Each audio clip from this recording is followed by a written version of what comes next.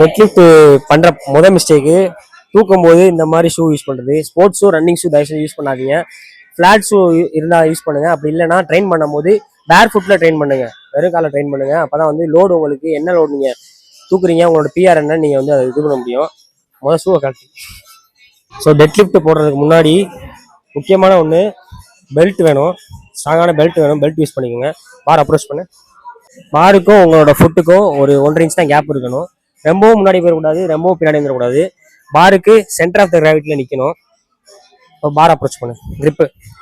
Grip வந்து mixed grip use பண்ணிக்கலாம். அதே மாதிரி ஹுக் கிரிப் யூஸ் பண்ணிக்கலாம். உங்களோட கிரிப்பு எது தோதோ அதை யூஸ் பண்ணிக்கோங்க. மூச்சை உள்ள எழுதிட்டு வெல் டைட் பண்ணிட்டியா? பார் அப்ரோச் பண்ணு. லெக புஷ் பண்ணு தரையோட. Okay okay. பாரை பேக் இவ்வளோ பெண்ட் பண்ண அவசியம் கிடையாது. செஸ்ட் அப் பண்ணிக்கோ. Leg press. கீழே புஷ் பண்ண லெக்கை ரொம்ப பெண்ட் பண்ண வேணாம். ஓகே, புஷ் பண்ண தரையோட. ஈஸி.